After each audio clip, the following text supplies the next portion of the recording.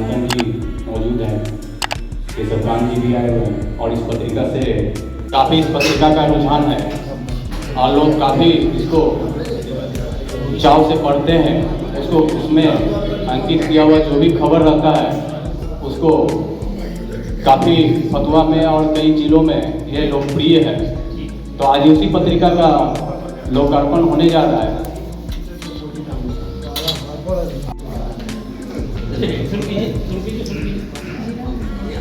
इस कार्यक्रम के अंतर्गत कुछ हमारे बीच माननीय प्रेमचंद पटेल जी हैं। हम चाहेंगे कि इस जो कार्यक्रम के आयोजक हैं लक्ष्मी नारायण पटेल जी, उनको अंग वस्त्र और माला देकर सम्मानित करेंगे।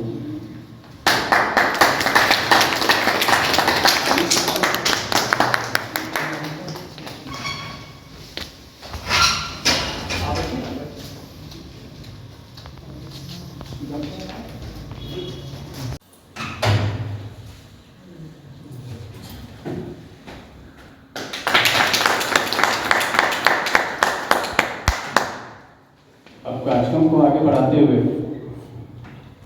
हमारे बीच इस कार्यक्रम के सेक्रेटरी में रामकिशन यादव जी को अरुण कुमार वस्त्र और माला से सम्मानित किया।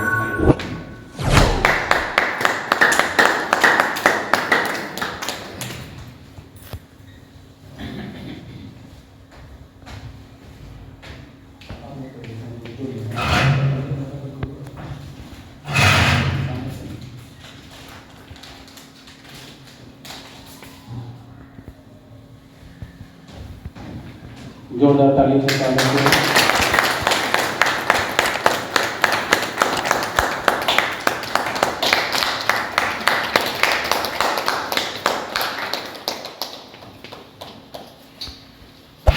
हमारे बीच किसान मोर्चा के प्रदेश के उपाध्यक्ष आदरणीय संजीव यादव जी भी मौजूद हैं। उनको अनिल शर्मा जी अंग वस्त्र और माला से सम्मानित करेंगे।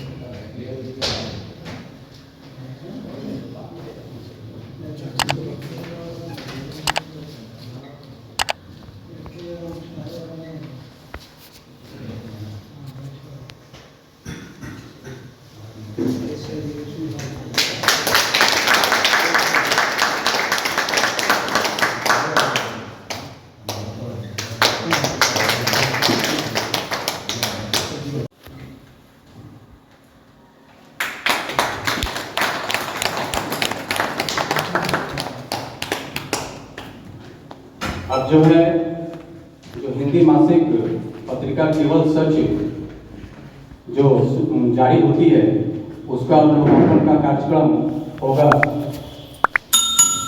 माननीय अतिथि लोग से आग्रह है कि इस पुस्तिका का लोकार्पण करें।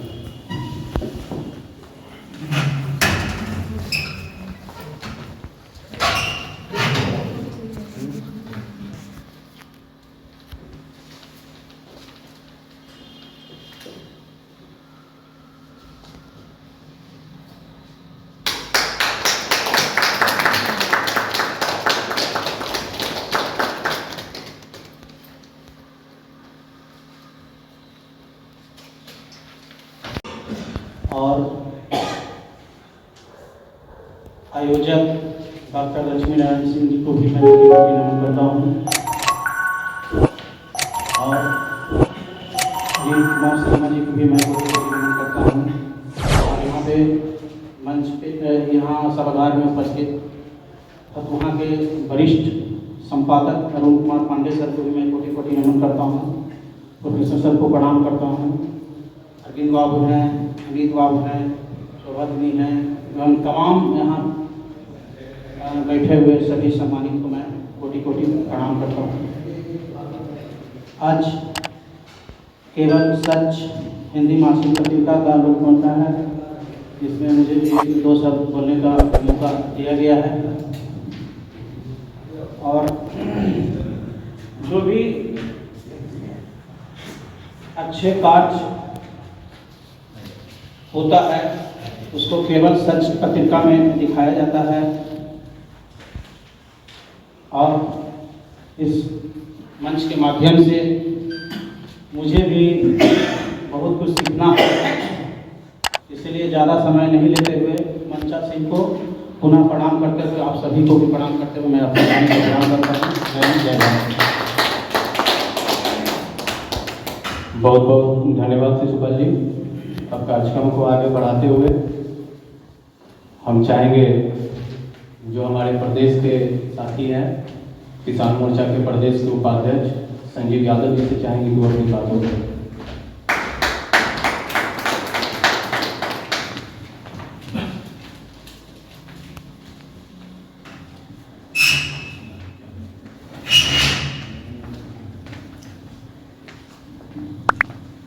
आज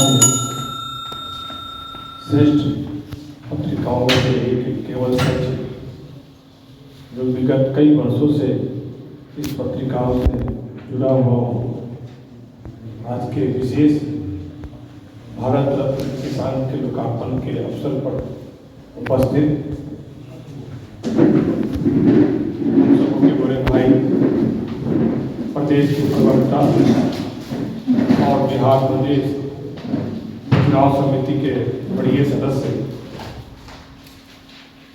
परम आदरणीय प्रेम रंजन पटेल जी,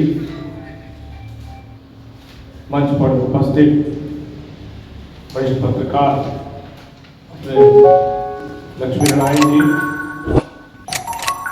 वरिष्ठ साहित्यकार और लघु कथाकार ऐसे शिक्षाविद श्रद्धेय रामरतन जी, शिशुपाल यादव जी और संचालन कर रहे अपने भाई भास्कर पटवा जी जो बुनकर संघ के प्रदेश संयोजक हैं, सामने बैठे अभिभावक तुल बड़े भाई वरिष्ठ पत्रकार अपने अरुण पांडे जी, विजय कुमार वत्स जी जिला उपाध्यक्ष भाजपा, शोभा जी जो अपने मंडल अध्यक्ष हैं, नगर के उपाध्यक्ष अनिल शर्मा जी, नगर महामंत्री भतुआ नगर के अपने अरुण झा जी, सत्येंद्र पासवान जी मंडल अध्यक्ष अनुसूचित जनजाति मोर्चा के, अरविंद यादव जी अपने जिला महामंत्री के भाजपा पार्टी जिला के वरीय सदस्य, केशव कांत बड़े भाई तुल अपने जिला का समिति सदस्य एवं केशव सृजन जी और नगर के प्रबुद्ध अपने देवी शक्ति के रूप में मां स्वरूपा बहन लोग, प्रबुद्ध जन लोग, आज इस मंच की ओर से आपका हार्दिक अभिनंदन वंदन करते हैं। मित्रों, आज जो विशेष केवल सच का जो पत्रिका लोकार्पण हो रहा है, निश्चित तौर पे काफी सराहनीय यह अंक है और श्रेष्ठ अंकों में से एक माना जाएगा। मंच पर उपस्थित आज के कार्यक्रम के अध्यक्ष माननीय विधायक जी और साथी वरिष्ठ पत्रकार लक्ष्मी नारायण जी, संजीव यादव जी, शिशुपाल जी और सामने आप सब जो भी इस शाश्वत समारोह में उपस्थित हुए हैं, आप सब के प्रति मैं बहुत ही विनम्र आभार व्यक्त करता हूँ।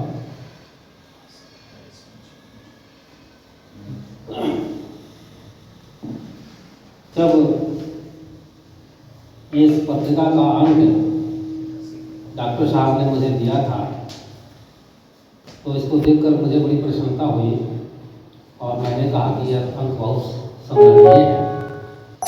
काफ़ी समय बाद और काफ़ी मेहनत से इस तरह का अंक बना है, तो इस अंक पर चर्चा होनी चाहिए। इस विचार को सहर्ष स्वीकार करते हुए इन्होंने तत्क्षण एक तिथि तय करके इस कार्यक्रम को किया है। पत्र पत्रिकाओं पर चर्चा किया जाना हमारी बौद्धिकता का परिचय है। किसी भी शहर, गांव, कस्बा, जहाँ कहीं भी हम रहते हैं, तो मैंने शुरू में ही कहा है कि समाज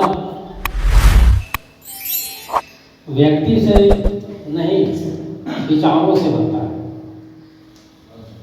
व्यक्ति तो हर जगह होते हैं, लेकिन समाज की पहचान उस व्यक्ति की विशिष्ट पहचान के कारण होती है।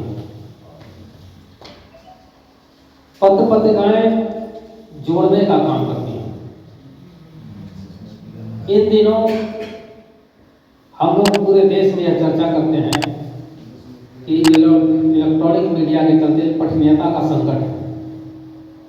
पठन पाठन की परिपाटी धीरे धीरे समाप्त हो रही है। और अगर इसमें थोड़ी सच्चाई है तो यह आने वाले समाज के लिए बहुत खतरनाक स्थिति है, क्योंकि जब तक हम पठन पाठन से जुड़े नहीं रहेंगे, हम वैचारिक धरातल पर मजबूत नहीं हो सकेंगे। हमें पत्र पत्रिकाओं से जुड़ना चाहिए और बहुत सारी पत्र पत्रिकाएं कोरोना काल में बंद हो गई। अखबारों के सामने भी बहुत बड़ी दिक्कत है, क्योंकि हम लोग बहुत सारी चीज़ों पर खर्च करते हैं, लेकिन अखबारों, चाय की दुकान पर जाकर के अखबार पढ़ लेते हैं, लेकिन अपने घर पर नहीं मंगवाते। वहां जाके 10 रुपए के चाय पीते हैं, मुफ्त में अखबार पढ़ लेते हैं। चलो, क्या जरूरत है इसकी। पत्र पत्रिकाएं हम लोग नहीं खरीद पा रहे हैं। इस कारण से क्या हो रहा है कि हम जाने अनजाने हम विशिष्ट सामाजिक विचारों से दूर होते जा रहे हैं।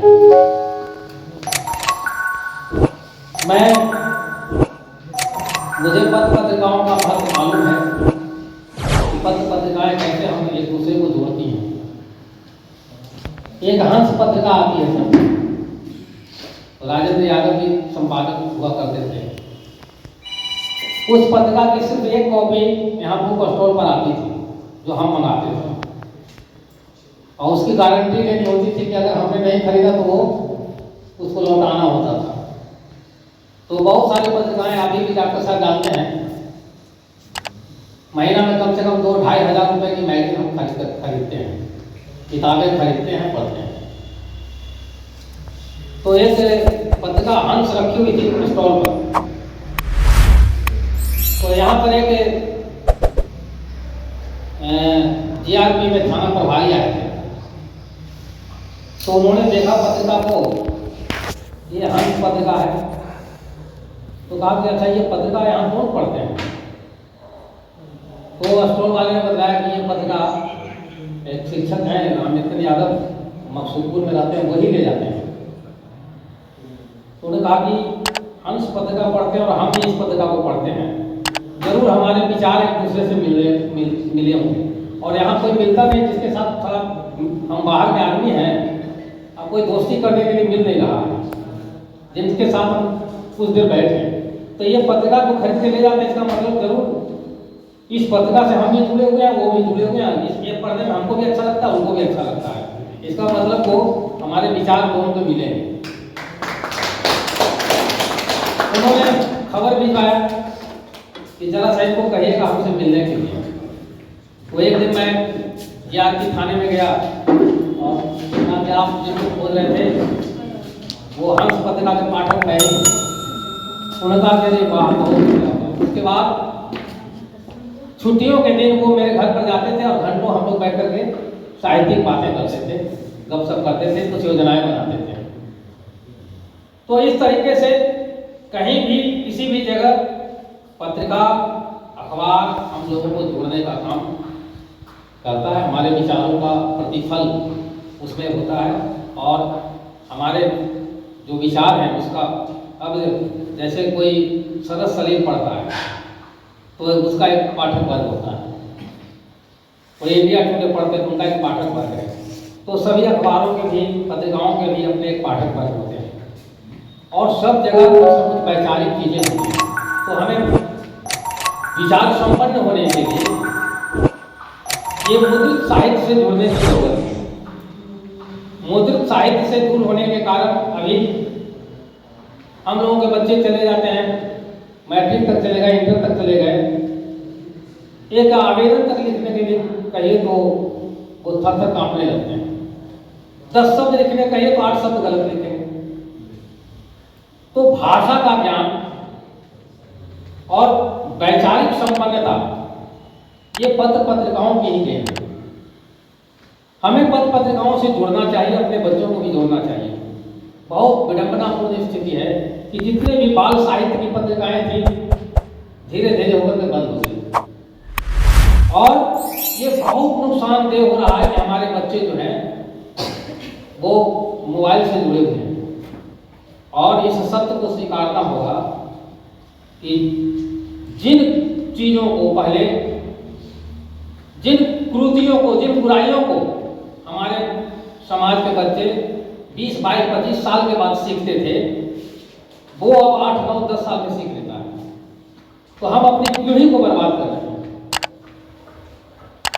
तकनीक से जुड़ना कोई खराब बात नहीं, लेकिन तकनीक आदमी के लिए, हमारे सहयोग के लिए है। जैसे मुद्रण साहित्य विकसित हो रहा है तो मुद्रण की अनेक चीजें मशीन निकल रहे हैं, तो वो मुद्रित साहित्य को ही विकसित करें। उसके एवज में बहुत सारी चीजें ऐसी आ रही हैं जिससे हमारी पीढ़ियां खराब हो रही हैं। हमें अपने बच्चों को कम से कम 10-11 साल तक मोबाइल से बचाना चाहिए और पत्र पत्रिकाओं से जोड़ना चाहिए। उनके लिए बहुत सारी पत्रिकाएं प्रकाशित होती हैं, उनसे पत्र पत्रिकाओं से उनको जोड़ करके रखें और इसका लाभ बहुत होता है। हमने प्रयोग भी किया है। तो जो बच्चे पत्रिकाओं से, अखबारों से, भाषा से जुड़ करके रहते हैं उनकी भाषा मन बेहतरीन होती है, उनकी कल्पना शक्ति का विकास होता है, वे अच्छा करते हैं, आगे जाकर के फिर इस तकनीक का उपयोग वो बेहतर तरीके से कर पाते हैं। जहाँ तक सवाल है कि ऐसे अवसर पर हमें विभिन्न तरह के जो सेमिनार होते हैं, आज देखिए इस छोटी सी गोष्ठी में भी हमारे लिए कितने बड़े बड़े व्यक्ति उपस्थित हो गए। तो अब वो समय आ गया है कि इसी तरह से छोटी छोटी गोष्ठियां भी, विचार गोष्ठियां भी हम लोग आयोजित करते रहते हैं। जब कभी कोई मुद्दा आए तो उस पर हमें इस तरह की विचार गोष्ठियां आयोजित करके अपने को समृद्ध करें। देखिए ये जगह जहाँ है यहाँ बहुत सारे मीडिया से जुड़े हुए, जैसे आप लोग, हम जानते हैं, करीब से देखा है अरुण पांडे जी कितना संघर्ष किए और पूरे बिहार भर में मीडिया को लेकर के, अखबारों के माध्यम से इनके साथ बहुत बड़े बड़े आलेख पहले प्रकाशित होते थे और मैं भी घूमता टहलता इनके ऑफिस में जाता था, मिलता था, बैठता था। परिचय बात नहीं, बाद में बहुत वर्षों बाद भी किए, फतवा के ही हैं। तो पत्र पत्रिकाओं से जुड़ने की जरूरत है और अपने खुद जुड़े, अपने बच्चों को भी जोड़ें। इससे पहला नंबर तो उसकी कल्पना शक्ति का विकास होगा, दूसरा उसकी भाषा व्यवस्थित होती है, तीसरा वो उसमें रचनात्मक विकास होता है। तो उनको जोड़ने की जरूरत है। हमारे बीच और बहुत सारे लोग हैं जो कुछ बातें रखेंगे, इसलिए संक्षेप में ही मैं अपनी बात रखते हुए, क्योंकि ये विषय बहुत गहन विषय है और इस पर गंभीरता से हम लोगों को विचार करने की जरूरत है। आज किसी भी, आज जैसे हम विवेकानंद की बात करते हैं, गौतम बुद्ध की बात करते हैं, महावीर की बात करते हैं, तो व्यक्ति अपने आप में कुछ नहीं होता है।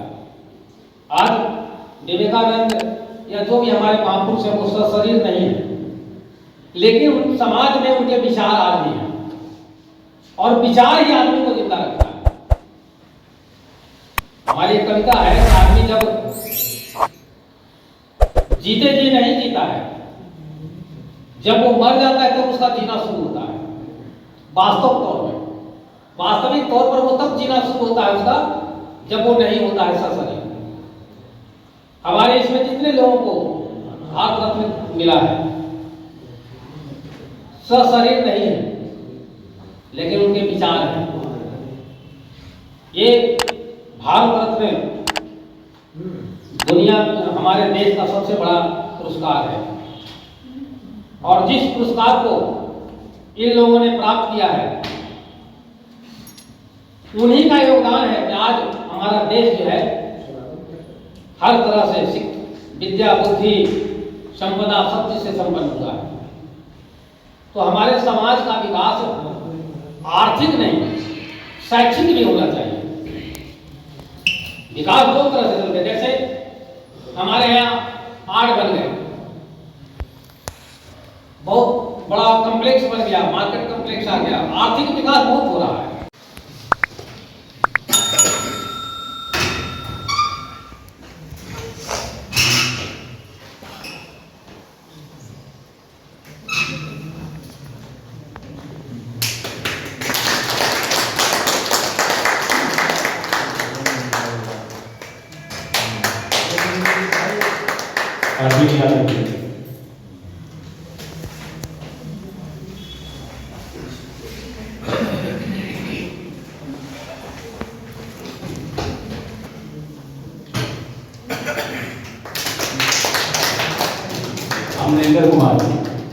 अमरेंद्र कुमार जी, अनामिका पांडे जी,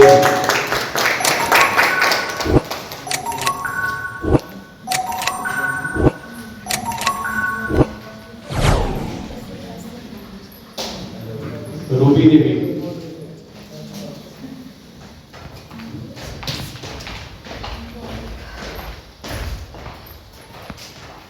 पिंकी साहू जी,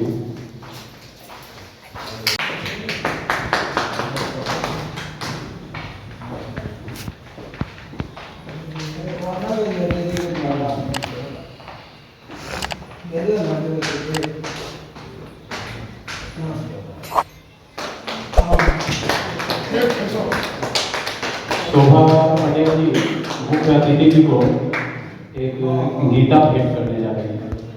गीता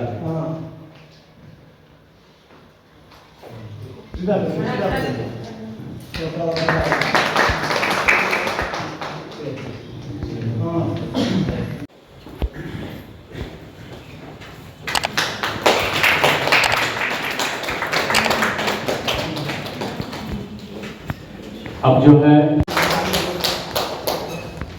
धन्यवाद भास्कर खंडवा जी, पत्रकार, और डॉक्टर लक्ष्मी नारायण पटेल जी, हमारे किसान मोर्चा के प्रदेश के उपाध्यक्ष डॉक्टर संजीव यादव जी, साहित्यकार रामेंद्र यादव जी, शिशुपाल जी, और सबसे हम सब लोग के प्रमुख और बड़े भाई पत्रकार, वरिष्ठ पत्रकार और समाजसेवी अरुण कुमार पांडे जी, उपस्थित सभी अरविंद यादव जी, शोभा जी, अन्य सभी लोग यहाँ आए हुए इस कार्यक्रम में, सभी अतिथिगण और मित्रों, केवल सच पत्रिका जिसका भारत रत्न विशेषांक का आज लोकार्पण हुआ है, निश्चित तौर पे संजीव जी ने बताया कि किस प्रकार से इसमें जो अब तक जितने विविध क्षेत्रों में जिनको भारत रत्न जैसा सर्वोच्च पुरस्कार जो दिया गया है उनके बारे में पूरी जानकारी। अब ये जानकारी सबको पता नहीं हो पाता है और हम लोग को भी कोई पूछ देता है कि किनको भारत रत्न कब मिला है, तो हम लोग को भी खोजना पड़ता है, देखना पड़ता है। अचानक अगर पूछ देंगे, कुछ लोगों की बातें तो याद होती है कि कुछ लोगों को कब मिला है, जो लगातार जो लोग बने रहते हैं या कहीं बात होती रहती है तो उनके बारे में। लेकिन अब तक 48 लोगों को भारत रत्न की उपाधि से नवाजा गया है। अब उन 48 लोगों को याद रखना और किस क्षेत्र में किस कारण से क्या उनका योगदान रहा है समाज में अलग अलग क्षेत्रों से, तो वो पूरी जानकारी नहीं रहती है। और ये केवल हम लोगों के लिए नहीं है, ये खास कर करके संजीव जी ने बताया कि पढ़ने वाले छात्रों के लिए विशेष तौर पे है। कई सारे जो ऐसे जो प्रतियोगी परीक्षाएं होती हैं उनमें भी पूछा जाता है अलग अलग तरीके से, अलग अलग रूप से। तो ये अगर जो है लिखित तौर पे पत्रिका में ये पूरी जानकारी रहेगी और अगर पढ़ेंगे बच्चे, पढ़ने वाले बच्चे, उनको पूरी जानकारी इसकी हो जाएगी। कभी भी कोई पूछ ले या कहीं किसी परीक्षा में या कोई आ जाए कभी जान बताने के लिए, तो आसानी से जो है बता सकते हैं। आज जैसा कि राम यतन यादव जी ने कहा कि भाई आजकल शैक्षिक व्यवस्थाएं जितनी लचर हो गई है, या जो लोगों को शैक्षिक तौर पे जो व्यक्ति को अपने आप को जिस रूप में स्थापित होना चाहिए, करना चाहिए, वो नहीं हो रहा है। पत्र पत्रिकाओं का जो है प्रचलन अब धीरे धीरे कमता जा रहा है, लेकिन उसके बावजूद जो है आज भी उसका महत्व है। अब हम लोग को जो है डिजिटल तरीके से अखबार को भी पढ़ लेते हैं, फोन पर पढ़ लेते हैं, कहीं भी रहते हैं तो किसी भी इलाके का, किसी भी क्षेत्र का, हम अपने विधानसभा का भी कोई समाचार अगर पढ़ना होता है तो मोबाइल पर ही पढ़ लेते हैं। लेकिन जब तक जो है यहाँ हम लोग जो है अखबार को स्वयं अपने सामने नहीं पढ़ लेते हैं, तब तक पूरी संतुष्टि नहीं होती है। कितना भी पढ़ ले, कितना भी जानकारी प्राप्त कर ले, ये तो आज भी इसका महत्व है पत्रिका का या समाचार पत्र का जो निकलता है। अब हम लोग को कभी मीडिया के डिबेट में जाना होता है तो पहले अब डिजिटल तरीका आ गया है, इंटरनेट की व्यवस्था हो गई है, तो अब जो है बड़ा आसानी होता है किसी चीज की जानकारी प्राप्त करना, किसी चीज को खोजना। पहले हम लोग पूरा सोचते थे, अखबार का कटिंग हम लोग के कार्यालय में रहता था, फाइल रहता था अलग अलग विभाग के हिसाब से, और जब कहीं डिबेट में जाना होता था, किसी विषय पर कोई अगर जो है समाचार भी देना होता था, तब पूरा उसका डाटा वहां से निकालते थे, उलट पुलट देखते थे, अलग अलग जो है कब जो है कौन सा जो है डाटा निकला है। लेकिन अब उसकी आवश्यकता नहीं पड़ती है सही में। अब सीधे मोबाइल पर डालते हैं, आप तुरंत जो है मिल जाता है, तुरंत प्राप्त हो जाता है। ये युग तो बदला है, लेकिन बदलने के बावजूद जो है उसका महत्व है। धीरे धीरे लाइब्रेरी आप देख रहे हैं कि समाप्त होता जा रहा है। गांव के अंदर में हम लोग रहते बचपन में लाइब्रेरी गांव के अंदर में होता था, और लाइब्रेरी में हम लोग का प्रतिदिन का पढ़ने का ये जो है रहता था, 1 घंटा जाकर करके लाइब्रेरी में, गांव के अंदर में लाइब्रेरी था, और उस लाइब्रेरी में और आती थी पत्रिका, आती थी पुस्तक आता था, उसमें पत्रिका अगर एक पत्रिका आ गया कोई, तो सब लोग पूरे गांव के लोग उस लाइब्रेरी में पढ़ लेते थे। समाचार पत्र आ जाता था, एक समाचार पत्र घर जाने की आवश्यकता, समाचार पत्र वहां सब लोग जाकर करके पढ़ लेते थे दिन भर लाइब्रेरी में, इनको जब समय मिलता था जाकर के पढ़ लेते थे। लेकिन वो लाइब्रेरी का धीरे धीरे जो है वो स्थिति समाप्त होता जा रहा है। गांव के अंदर में तो कहीं लाइब्रेरी मिलता नहीं, लेकिन आज भी आवश्यकता है, जरूरत है इसकी। 1-2 लाइब्रेरी में सारी चीजों का संकलन होता है, एक साथ रहता है। उसको अगर जैसे कोई पत्रिका आ गया या कोई समाचार पत्र ही आ गया, कोई पुस्तक आ गया, उसको अगर पढ़ रहे हैं कि उसके जगह पर नया विशेषांक आ गया तो वो भी रखा होता है। कभी जरूरत पड़ा तो उसको निकाल करके लोग पढ़ लेते हैं। लेकिन अब डिजिटल में तो वैसे वो रहता नहीं है, अब वो हम लोग खोजना पड़ता है, खोजते हैं। लेकिन ये शैक्षिक वातावरण को या शैक्षिक स्थितियों को मजबूत करने के लिए आवश्यक है कि लाइब्रेरी को आज भी फिर से जो है पुनर्जीवित करने की जगह जगह आवश्यकता है उसको। और जब तक ये नहीं करेंगे, आपने ठीक कहा कि साहित्य के क्षेत्र में कई पत्रिकाएं पहले आती थी, हंस पत्रिका आती थी, जो आपने कहा धर्मयुग आता था, ये साहित्यिक पत्रिकाएं आती थी, उसको भी पढ़ने वाले लोगों का एक क्लास होता था और उसको लोग जो है कई लोग पढ़ते थे। उसके अलावा जो है पॉलिटिकल पत्रिकाएं भी होती थी, माया आता था, इंडिया टुडे आता था और कई सारे पत्रिकाएं आती थी। हम लोग हर स्थिति में चाहे कुछ रहे न रहे, लेकिन पॉलिटिकल पत्रिका को जरूर खरीदते थे और उसको पढ़ते थे। कई समाचारों को जो है एक बार नहीं, 2 बार 3 बार पढ़ते थे। कुछ ऐसा रहता था, अब अलग अलग राज्यों का अलग अलग जो है समाचार होते थे, तो जिस राज्य का समाचार होता था तो हम लोग को भी लगता था नया विशेषांक कब आएगा और विशेषांक में कौन सा जो है विषय पर उसमें समाचार होगा, कौन सी स्टोरी होगी, ये हम लोग को जो है उत्सुकता होती थी, बनी हुई रहती थी। आज वो उत्सुकता समाप्त हो गई है, फिर से उत्सुकता को जगाने की आवश्यकता है और वो जागेगा पत्रिकाओं के माध्यम से, डॉक्टर लक्ष्मी नारायण पटेल जी से।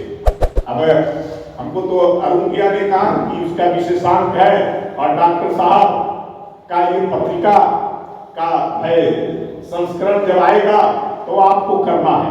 हमने साहब स्वीकृति दिया, लेकिन डॉक्टर साहब का व्हाट्सएप पर मेरा पूरा समाचार प्रतिदिन आता रहता था इनका सारा, और हम पढ़ते रहते थे। बहुत ही अच्छा तथ्यपरक समाचार और विषय वस्तु से संबंधित भी समाचार होता था। कई समसामयिक विषयों को भी उठाते रहते थे और कई जो देखे हैं कि योजनाओं के से संबंधित मैंने देखा। अभी हम डॉक्टर साहब देख रहे थे मेरे व्हाट्सएप पर कि प्रधानमंत्री द्वारा, भारत सरकार द्वारा जो विभिन्न प्रकार की योजनाएं हैं, लगभग 100 से ज्यादा प्रकार की, उन सभी योजनाओं के बारे में डॉक्टर साहब ने वो समाचार के माध्यम से निकालने का काम किया। लोगों को जानकारी उसके माध्यम से हो रही है। अभी जैसे मैं समाचार देख रहा था कि डॉक्टर साहब का समाचार है वो भ्रष्टाचार और अपराध को लेकर करके, कि भ्रष्टाचार कैसे पनप रहा है और कैसे वैसे भ्रष्टाचार का आलम पूरी तरह से छाया हुआ है चारों तरफ। तो ये लोगों के बीच में अगर समाचारों के माध्यम से अगर ये जाता है और उससे जागरूकता अगर बढ़ती है तो निश्चित तौर पे जो है ये एक अच्छा विषय है। और कहा जाता है ये जो मीडिया होता है, ये साहित्य जो होता है, ये समाज का चौथा स्तंभ होता है और इसके बिना समाज का हम निर्माण नहीं कर सकते हैं। समाज का निर्माण इस समाज साहित्यकारों के माध्यम से, समाचारों के माध्यम से, पत्र पत्रिकाओं के माध्यम से ही कर सकते हैं। और डॉक्टर साहब से आज पहली बार मेरा परिचय हुआ है और इनका अद्भुत एक जो है जानकारी मुझे प्राप्त हुआ कि डॉक्टर साहब डॉक्टर हैं होम्योपैथ के और होम्योपैथ का इलाज बिना दवा खिलाए अपने आप में आपको कभी मैंने नहीं सोचा। ये अब डॉक्टर साहब केवल शरीर पर जो है दवा डाल करके इलाज कराते हैं। तो मुझे तो याद आ गया उस नालंदा विश्वविद्यालय का जो राहुल भद्र जी महाराज जो उसके चिकित्सा विज्ञान के हेड थे। मैं केवल छोटी सी एक बना करके जो बख्तियारपुर आज स्टेशन देख रहे हैं वो बख्तियारपुर खिलजी के नाम पर जो पड़ा हुआ है। और बख्तियारपुर खिलजी एक आताताई था, विदेशी आक्रमणकारी था। वो जब लूटता जब चला आया और इस इलाके में उसके साथ वो फारस का था, उसके साथ वो जैसे बैद रहता था, फारसी बैद उसके साथ चलता था। वो एक बार बीमार पड़ गया बख्तियार खिलजी, और बीमार पड़ गया तो वो जो फारस का जो बैद था वो कुछ फाकी वगैरह या क्या देता था, वो सब दिया। उससे भी उसका बीमारी ठीक नहीं हुआ, दिनों दिन उसकी तबीयत बिगड़ती चली गई। तो उनके जो सलाहकार थे उन लोगों ने कहा कि नालंदा विश्वविद्यालय है, वहां चिकित्सा विज्ञान के प्रमुख हैं राहुल भद्र जी महाराज, उनको अगर लाया जाए, उनको दिखाया जाए तो हो सकता है इनकी बीमारी को दूर किया जा सकता है। लोग गए, उनके सिपाही पकड़ करके उनको लाए कि चलिए बख्तियार खिलजी का जहां कैंप था उस कैंप में लेकिन बख्तियार खिलजी ने एक प्रस्ताव रखा, कहा कि तुम्हें ठीक करना है, लेकिन मैं कोई भारत में बना हुआ, माने हिंदुस्तान में बना हुआ कोई फाकी, कोई दवा नहीं खाऊंगा, और तुमको ठीक भी करना है। अब वो राहुल भद्र जी महाराज पसोपे में पड़ गए और उसने कहा कि अगर ठीक नहीं हो तो मौत की सजा, दवा भी नहीं खाएंगे, और अगर ठीक नहीं हुए तो मौत की सजा। अब वो पसोपे में पड़ गए। उन्होंने कहा कि आप अपना लक्षण बताइए, क्या क्या आपके लक्षण है। तो लोगों ने कहा कि पूछे उनके लोगों से, तो लोगों ने कहा कि जैसे 20 पन्ना कुरान प्रतिदिन पढ़ते हैं, और कुरान जब पढ़ते हैं तो ये जीभ से ऐसे उंगली लगा करके आप कुरान को पलटते हैं पढ़ने से। उन्होंने कहा कि मेरे जो नालंदा विश्वविद्यालय में जो कुरान होगा, मैं जो कुरान दूंगा उसको आप पढ़िए, और उसको पढ़ करके आपकी बीमारी ठीक हो सकती है। और उन्होंने जो ऐसे पन्ने पर लेप लगाया उसके कुरान के, जब उनका जीभ से वो अपना उंगली सटाते थे और पन्ना जब पलटते थे तो दवा का कुछ अंश उसके साथ जाता था, उससे धीरे धीरे उसकी बीमारी जो है ठीक हो गई। और जब ठीक हो गया तो बख्तियार खिलजी ने कहा कि भाई हमारा फारस का बैर ठीक नहीं कर सका, इतना फाकी खिलाया, और ये नालंदा विश्वविद्यालय का ये चिकित्सा विज्ञान का प्रमुख राहुल भद्र आया और बिना दवा खिलाए केवल कुरान पढ़ा करके हमको ठीक कर दिया। ये कौन सी टेक्नोलॉजी है? जरूर इस टेक्नोलॉजी जो है इस विश्वविद्यालय में है। इस विश्वविद्यालय के टेक्नोलॉजी को कहीं पूरे दुनिया में फैलने नहीं देना है।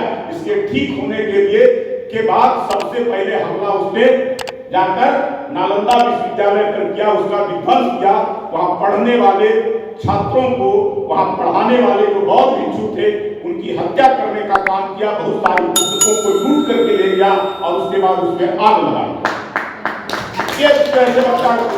तो हमारे देश के अंदर में मैं कहना चाहता हूं, इतनी टेक्नोलॉजी है, इतनी चीजें हैं कि आप आसानी से उसको सही तरीके से पूरे दुनिया के अंदर में फैला सकते हैं।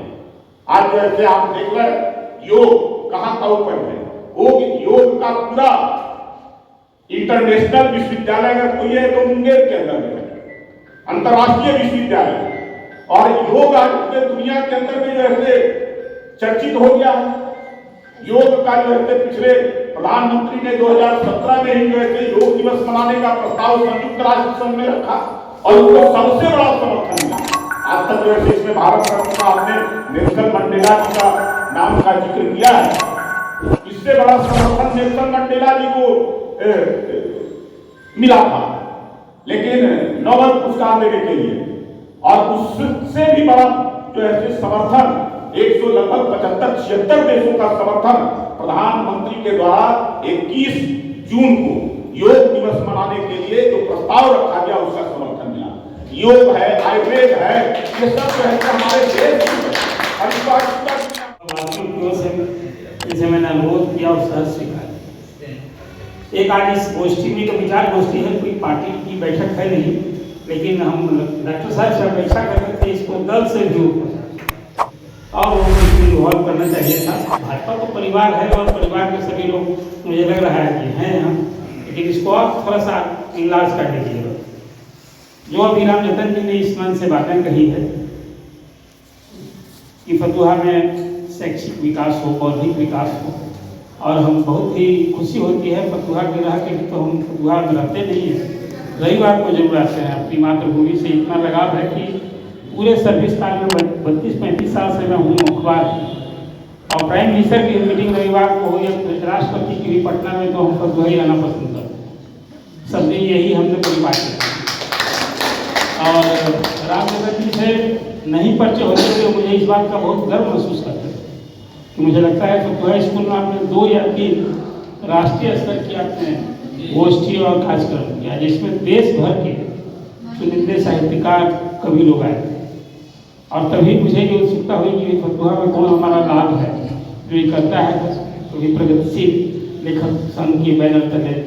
तो हमारे यहाँ प्रतिभा की कमी नहीं है। मैं तो इसी आपकी इस मिट्टी से जुड़ा हूँ, और आप सब लोग से यही मेरी पूंजी है कि कहीं फतुहा के बाहर सभी राजनेता जानते हैं कि यदि कुछ चर्चा होती है तो फतुहा में कुछ हो, ये हमारी उत्कट लालसा रहती है। और प्रेम जी भी कभी जब सरकार में कुछ इस रूप में हम लोग को देने लगे रहेंगे तो फतुहा के लिए पेंशन लेंगे ही, कैसे नहीं देंगे। डॉक्टर साहब के बारे में तो डॉक्टर साहब 4-in-1 है, समाज सेवी तो है ही, डॉक्टर भी हैं, पत्रकार भी हैं और बहुत जज्बाती पत्रकार है। इस केवल सत्य में तो आप जानते हैं केवल सत्य तो बहुत कटु होता है और रोज इनका जो विचार उत्तेजक लेख, चाहे वो आप केवल संपादक भी इसके उसी ढंग के हैं और ये भी उससे भी कम नहीं है। इसलिए हर केवल सत्य के अंत में आप देखेंगे 3, 4, 5 इनके लेख होते हैं। और यदि ये अर्जुन है तो फतुहा में इनके कृष्ण हैं अनिल शर्मा जी, कि हर रोज सवेरे मैं जगता हूँ तो कभी तो डॉक्टर साहब के कॉल से नींद टूटती है और नहीं तो फिर अनिल शर्मा जी का कम से कम 20-22 व्हाट्सएप पर एक तरह का समाचार हमको पढ़ने का अवसर मिलता है। मतलब जो कुछ भी प्रेषित करे डॉक्टर साहब तो अनिल शर्मा जी इंजन बन के उसको सब लोगों को भेज रहा है। हमारे प्रेम भाई को भी जो सवेरे मिलता होगा उसमें एक मैसेंजर जो है फॉरवर्ड करने वाले अनिल जी होते हैं। संदीप भाई तो हम लोग के फतुहा परिवार से मुझे गर्व होता है। मैं तो भाजपा के कई नेताओं से उलाहना देता हूँ कि भाई इनसे सिर्फ सेवा लेंगे, इस सेवा का लाभ भी दीजिएगा। हर 365 दिन बहुत कम लोग ऐसे होते हैं जो राजनीति में रहकर किसी क्षेत्र की नर्सिंग करता है। तो हर सुख दुख पूरे क्षेत्र में आप विभिन्न सामाजिक कार्यकर्ताओं कार्यक्रमों में आप रुचि लेते हैं। पटना सिटी क्या बोली तो हमको तो लगता है कि फतुहा की है। इस तरह से आप फतुहा के लोगों के सुख दुख से आप हमेशा जुड़े रहते हैं, बहुत अच्छा लगता है। इस मौके पर सभी का नाम मैं लूँगा तो बहुत अवसर मिला मुझे, धन्यवाद ज्ञापन के बाद बोलने का अवसर मिला है तो ज़्यादा कुछ नहीं बोलेंगे, लेकिन मुझे लगता है इस तरह की गोष्ठी सच्ची कहा है रामचंद्र जी ने। इस तरह का गोष्ठी भाजपा परिवार तो एक और दमों से भिन्न है ही, भाजपा के लोग होते ही हैं, इसमें कोई संदेह नहीं है। लेकिन इसको हम निवेदन करेंगे, यहाँ 2 पुस्तकालय आप जानते हैं, अनिल जी का तो जो इनका ये पड़ाव है ये सबके लिए खुला ही रखते हैं, बड़े ही खुले दिल से, इनको बहुत अच्छा लगता है आतिथ्य सत्कार करने में। 2 पुस्तकालय यहाँ चल रहा है। एक बानी पुस्तकालय आप जानते हैं, प्रखंड स्तरीय पुस्तकालय जिसको मैं सीधे ही देखता हूँ, 35-40 साल से उससे मैं जुड़ा हूँ और अब तक तो वो खंडहर बना होता है या अस्तित्व ही नहीं रहता। अभी फिर एक और मंजिल ऊपर में हम बनवाने जा रहे हैं उसको। और आप सभी जानते हैं कि सभी पिछले जितने मुख्यमंत्री हैं सबको मैं पुस्तकालय में लाता रहा हूँ। बगल का ये विष्णुधु पुस्तकालय है, इसका भी मैं संरक्षक हूँ पिछले 20-25 साल से। और आपको याद होगा कि यहाँ 75 साल पर एक कार्यक्रम हुआ था जिसमें गवर्नर को बुलाए थे और बहुत जल्दी ही यहाँ कोरोना काल में 2 साल तो कुछ हुआ ही नहीं। 48 लोगों को भी देश में भारत रत्न मिला। इसके बाद कोरोना के बाद ये भी परिपाटी बंद हो गई। अब हमें लगता है कि सामान्य स्थिति भी है तो इस साल 23 में हमको लगता है कि कोई ना कोई चुने जाएंगे। कई नाम अभी चर्चा में है। तो फिर ये जो हमारी गोष्ठी हुई है इसमें 48 के बाद आप ज्ञानवर्धन करना हो, सचमुच ही संगठनीय है। मैं तो हर रोज टीवी पर किसी न किसी चैनल पर डिबेट पर रहता हूँ। अभी आपके साथ बैठा हूँ, अभी अब यहीं से बैठे बैठे हम जनता टीवी पर अभी जुड़े तो मैंने ऑफ कर दिया कि आज तो आपकी चर्चा में नहीं शरीक रहूँ। तो अच्छा लगा आज इस कार्यक्रम में, लेकिन इस गोष्ठी में आप सभी माताओं बहनों और सभी से ही है कि अपने बच्चों को पढ़ने की आदत, जो रामचंद्र जी ने बात सही नहीं है कि टीवी देखने वाले लोगों को पढ़ना कम कर दिया। हम लोग भी बहुत, हम तो लिखने पढ़ने की आदत रहे हैं, लेकिन अब पढ़ने की आदत मेरे भी बहुत कम हुई है। मेरे घर में किताब सैकड़ों की संख्या में अब नहीं पढ़ पाते हैं, लाते हैं खरीद कर लाते हैं, पढ़ते नहीं। सब कुछ पढ़ने की आदत आपका जो संक्षिप्त यात्रा जो मुझे जी ने बताई कि डिजिटल जो आ गया है, जैसे बहुत सारा काम अब गूगल मास्टर से चल जाता है। तो जो अभी कई संस्था आप लोग चला रहे हैं तो ये गूगल ने आप सब लोगों का काम भी हल्का कर दिया है, बहुत फास्ट कर दिया है। लेकिन हम सब आप लोग को पढ़ने की भी आदत डाली। लेकिन सार्वजनिक जीवन में रहने वाले जो लोग हैं राजनीति में, पहले जो लोग होते थे सब एक तो उनकी शैक्षणिक पृष्ठभूमि होती थी, पढ़ते लिखते थे, और इस तरह से गोष्ठी होगी तो एक दूसरे के का विचार जानेंगे।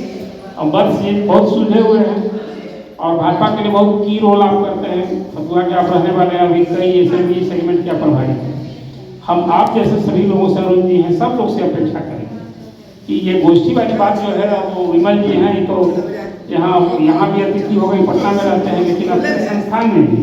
और इस तरह से कभी आप जिस कार्य में कीजिए, कभी अतिथि के यहाँ कीजिए, विभिन्न ज्वलंत मुद्दों पर गोष्ठी जो पार्टी से हट करके भी, इससे आप अपने संघ और विचार का भी आप विस्तार कर पाएंगे। ये ऐसा चीज़ है ना कि विचार गोष्ठी में जब आपको लोग जानेंगे तो बहुत लोग जो कुछ भयावह तस्वीर बीजेपी और संघ के बारे में लोगों ने फैला रखी है, तो जब आपके नज़दीक आएंगे आपको जानेंगे तो सचमुच लगेगा कि वो हम भ्रांति के शिकार हैं। इस तरह से गोष्ठी में मिलने जुलने का सिलसिला बढ़ाना चाहिए।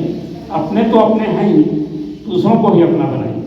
तो ये साधन यही होगा जो भी आज केवल सच का एक बहाना है, लेकिन देखिए सभी भाजपा परिवार आज एक हैं। तो इस तरह की गोष्ठी होते रहनी चाहिए। बड़ा अच्छा लगा और इससे सब लोगों को एक दूसरे को समझने का, जानने का तो रोज बैठते ही है। लेकिन डॉक्टर साहब ने बहुत ही बुद्धिमता से ये गोष्ठी केवल सच के नाम पर, मुझे लगता है कि भाजपा परिवार का नए वर्ष में पहली मीटिंग है, तो ये नए वर्ष पर सबको शुभकामनाएं हैं। ये शोभा को फोन कर रहे थे मेरे सामने, तो अब जवाब नहीं मिलेगा, मुझे लगता है शोभा नहीं आएगी। लेकिन ये सब चीज़ में जुड़ करना चाहिए। देखिए आप सबों का नारी शक्ति का और 50% आबादी का तो पूरा हो रहा है सम्मान देने का। आप लोगों को लिए अपने हक के लिए लड़ने की जरूरत नहीं, जगह मिलनी ही मिलनी है। तो ये समाज में जो बदलाव आया है, आप लोगों को भी बढ़ चढ़ करके इसमें हिस्सा लेना चाहिए और सबको एक दूसरे को बढ़ाइए। मन मुटाव रखने की जरूरत नहीं है। हर लोगों का एक अपना स्वभाव होता है, उसको दरकिनार करके जो आप में अच्छा है वो अच्छा ही दिखेगी और जिसमें कमी है उसको झांकने की भी जरूरत नहीं है। ऐसे ही समाज चलता है तो गति बढ़ती है। और मुझे तो लगता है हम पत्रकार जगत में आप जानते हैं इसमें सबसे कम फ्रेंडली होता है। हम अखबार में यदि आप सब लोगों का यदि हमको जानते हैं तो ये जानते हैं कि अरुण पांडे इस खबर को देते हैं और हम कभी कोई खबर में शेयर नहीं करते, छपने के बाद आते हैं। इसमें दोस्ती में निकलती है। यही कारण था कि कभी भी अखबार में चाहे अनेक तो लिखता ही तक खबरों में भी लोग सवेरे देखते थे तो कहते थे कि यार दूसरे अखबार में नहीं है। यही तो आपकी पहचान होनी चाहिए। जो अखबार से जुड़े लोग हैं तो कहते थे कोई इसमें मित्रता इनकी नहीं होती। और क्या मन बहुत अच्छा लगा, मेरे पास शब्द नहीं है कहने की। इस तरह की गोष्ठी का फिर आप लोगों की मिलने जुलने का सिलसिला और दर से हट करके वही मैंने कहता ज्वलन की इशू पर कभी कभी मिलिए बैठिए और ये जो समाज में जाएगा ना, जैसा भी एक बहुत ज्वलन बात हो रही है कॉलेजियम सिस्टम की बात हो रही है, तो आपस में जब ये चर्चा करेंगे तो बहुत सा ज्ञान भी बढ़ेगा और यहाँ से जो बात निकलेगी तो होगा कि फतुहा में भी ये बुद्धिवर्ग बुद्धिजीवी समाज क्या सोचता है। तो कई ऐसे इशू हैं, सब कुछ ज्वलन के इशू पर कभी राजनीतिक जी भी से मेरा अनुरोध होगा। सवेरे तो डॉक्टर साहब आपके यहाँ समय निकाल कर जाया ही करते हैं, लेकिन कभी कभी महीना में एक आध इस तरह से 25 ही लोग आ गए। आप तो डॉक्टर साहब चाहते तो उसमें 100 लोग आ सकते थे, इन्होंने आमंत्रित नहीं किया होगा। आयोजन में तो कुछ करता है आदमी तो उसको कई तरह की चीज़ें देखनी होती है, बजट भी देखना होता है। तो चलिए, लेकिन आप बहुत साहसी हैं, आप इन चीज़ों से पीछे हटते नहीं हैं। और मैं तो चाहता था कि इसमें सिर्फ दर्शक का श्रोता बन के रहूँ, लेकिन आपने मुझे भी वक्ता बना दिया। चलिए वो अच्छा लगा और फिर हम ये आशाओं का अनुरोध करेंगे कि इस सिलसिला को बढ़ाते रहिए और केवल सच के ही बैनर करें। कभी आप स्वास्थ्य का भी तो विषय लेकर चलते हैं उसी पर। अब प्रेम भाई से हम कहेंगे आपका जाल जंजाल बहुत बड़ा है, कभी कभी आप तो जाल जंजाल का लाभ हम फतुहा वासियों को, भाजपा के हमारे कर्मठ साथियों को मिले और ये सबको इस ढंग से कुछ यहाँ ये देखिए हम लोग आप नालंदा के हैं तो हम तो यहाँ आपके चौराहा पर खड़े हैं। इधर से भी जाएंगे तो भोपाल से होकर जाना है, कोई भी रास्ते चाहिए। हमारे यहाँ का भी जो बना रहे थे जी तो भोपाल का ही रहा, तो हम तो आपके दरवाजे पर खड़े, हम तो आप इग्नोर कर ही नहीं सकते। इग्नोर आप करते भी नहीं हैं। आपका तो प्यार है कि जब कोई छोटा बड़ा कोई कार्यक्रम हो तो इस तरह से फतुहा को आप ये मानिए कि आपकी कंस्टिट्यूंसी का पार्ट है और आप ये लोग एक कॉल पर नालंदा से बुलाएं, कुछ खर्च भी अधिक पड़ेगा और समय भी देगा। फतुहा के लोगों को आप फोन करेंगे जब कभी तो यहाँ से सैकड़ों की संख्या, बहुत ही डिवोशन वाले लोग और बहुत ही मैं जानता हूँ पॉलिटिकल एक्टिविस्ट जो मैं देखता हूँ यहाँ बहुत ही सुलझे हुए लोग हैं और इन लोगों को आप इस तरह से अपना सानिध्य दीजिएगा, ये मुझे पूरा भरोसा है और देते भी हैं। और ये आगे भी इस परिवार को आज पहला परिचय हुआ है। आप परिचित थे पहले से डॉक्टर साहब से, लेकिन आप सदैव है परिचय पहले हुआ और परिचय में फिर आप जाएंगे कि तब तो रोज ही फिर कुछ आज नए उत्साह से फिर इस नए साल में अभी पहला ही महीना और डॉक्टर साहब का उत्साह रहेगा और हमें लगता है कि डॉक्टर साहब कुछ करेंगे। सब ठीक है, आप 4 विधा में हैं तो कम से कम इस विधा में पत्रकारिता में केवल सच के साथ एक बात मैं जरूर इनसे रोज करता हूँ कुछ सच के साथ कुछ व्यवहारिक भी कहिए। आपसे कटार चलाइएगा तो काम नहीं चलेगा, कटार से बचने का उपाय बताइए। इसलिए कि कुछ अपनी मौलिक राय भी दीजिए। कहीं कमी है तो कमी तो पर इंगित कीजिए और कमी कैसे दूर की जा सकती है, ये रचनात्मक भूमिका भी आपको हो। भ्रष्टाचार यदि कहीं अपराध है तो आप बहुत ही, अब तो डॉक्टर साहब को आप बहुत कम लोग जानते थे, यहाँ से सारा प्रशासन प्रेम भाई डॉक्टर साहब के नाम से भरता था, ब्लॉक थाना, मतलब इतना जुझारू मैं क्या आपको बताऊँ। मैंने कोई सीबीआई इनकम टैक्स से डरता है, वैसे फतुहा में एक समय आतंक था कि भाई तो सच के लिए और सच के लिए लड़ने वाले बहुत कम ऐसा लोग होता है जो इतनी निर्भीकता से, और जो आपकी पृष्ठभूमि आप जानते हैं और राष्ट्रवादी हो गए हैं, पहले ये साम्यवादी थे आप सब तभी लोगों को पता होगा। घनघोर कम्युनिस्ट है, अब देखिए घनघोर भाजपाई, भाजपा परिवार से जुड़ के और भाजपाई कैसे दुरुस्त रहें, स्वस्थ रहें, शुद्ध रहें, और रोज ही कहते हैं कि भैया आप दीनदयाल उपाध्याय को पढ़िए। नरेंद्र मोदी का हाथ मजबूत करना है तो उनके चिंतन को मौलिक रूप से लागू करना है तो आप अनुसरण करना चाहिए पहले खुद पर। हम दूसरों को कहें कि शराब पीना बुरी चीज़ है और हम खुद शराब पिए तो क्या प्रभाव है। तो ये कहते हैं कि पहले अपने आचरण में आप डालो, अपना जब सब कुछ रहेगा तो लोग दूसरा अनुकरण करें। टीपू नए भाजपा परिवार से जुड़े, इनका भी रोल होना चाहिए। तो इनके परिवार से तो मैं दादाजी के समय से जुड़ा हूँ इनसे, तो आप सब लोग इससे जुड़िए और हमें लगता है कि हाँ आपको बहुत अपनत्व मिलेगा और बिल्कुल डिवोशन से जुड़िए। ये प्यार सम्मान जो कोई समाज में मिलता है इसको कहीं न कहीं फिर बदले में देना चाहिए। तो आप जो सामर्थ्य हैं सब इसी तरह से कभी न कभी सोचिए कि नहीं भाजपा परिवार कुछ इससे अलग हटता है। बहुत अच्छा लगा यार, और मुझे लगता है कुछ और कहने की जरूरत थी लेकिन हम लोग को अभी भी असेंबली जानी है। सब लोग वहाँ बैठे, कई फोन आ गए हैं, मैं रोज वहाँ बैठता हूँ, प्रेम जी बैठते हैं और टीवी वाले लोग कई फोन ऑफ करके मैं बैठा हूँ। तो इसलिए अब यहाँ कम से कम समय में तो ज़्यादा देर हो गया, हम लोग आधा घंटा में यहाँ से निपटना चाहते हैं। बहुत बहुत धन्यवाद आपने अवसर दिया। गंगा पुनपुन के पवित्र संगम पर्व से फतुहा के पावन धरती पर आज माँ तारा उत्सव हॉल में हमारे फतुहा के जाने माने होम्योपैथी चिकित्सक केवल सच के पत्रकार के द्वारा जो ये भारत रत्न विशेषांक का लोकार्पण समारोह का आयोजन किया गया, इस अवसर पर हमारे बड़े भाई भाजपा के प्रवक्ता पूर्व विधायक फुलगढ़ा माननीय प्रेम रंजन पटेल जी, प्रिय संजीव यादव जी, किसान मोर्चा के प्रदेश उपाध्यक्ष, समाज सेवी और विभिन्न सामाजिक कार्यों से जुड़े हमारे साहित्यकार एवं शिक्षक रामयतन यादव जी, हमारे दिव्यांग भाइयों के लिए कार्यक्रम में उनके सुख दुख में भागीदार बनने वाले हमारे छोटे भाई शिशुपाल जी ने आज, और हमारे बड़े भाई वरिष्ठ पत्रकार बिहार स्तर पर जो पत्रकारिता के एक नाम रहे हैं हमारे अरुण कुमार पांडे जी, हमारे प्रोफेसर विमल साहब, नगर अध्यक्ष शोभा जी, हमारे संघ के जिला कार्यवाह रामचंद्र जी भी इस कार्यक्रम में हैं। मैं सबों का धन्यवाद ज्ञापित करते हुए एक बात थोड़ी सी अपने दो शब्दों में रखते हुए कार्यक्रम के समापन की घोषणा करूंगा। ये नहीं है कि यहाँ साहित्यकार पत्रकार कवि की कमी रही है, लेकिन अतीत से प्रेरणा लेते हुए और वर्तमान में संघर्ष करते हुए हम लोग इस परंपरा को बढ़ाना है। अभी पुस्तकालय की जो बात चल रही थी, अभी कल हम न्यूज में देख रहा था, कल भी हमारे यहाँ पुस्तकालय खुला है।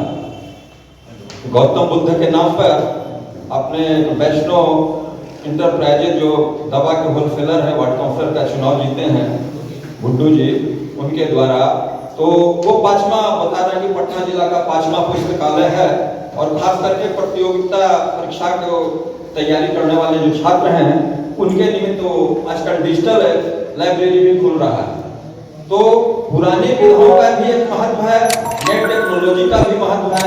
हम लोग दोनों में समन्वय करते हुए और हमारे यहाँ जो अंकुर फूट रहे हैं, हम चाहें कि हमारे साहित्यकार साहब कह रहे थे ये बहुत जरूरी है, क्योंकि जब तक हम लोग शैक्षिक रूप से, बौद्धिक रूप से, साहित्यिक रूप से अपने आप का विकास नहीं कर पाएंगे तो आर्थिक रूप से हम कितना भी विकास कर जाएं, हमारा सर्वांगीण विकास नहीं हो सकता है।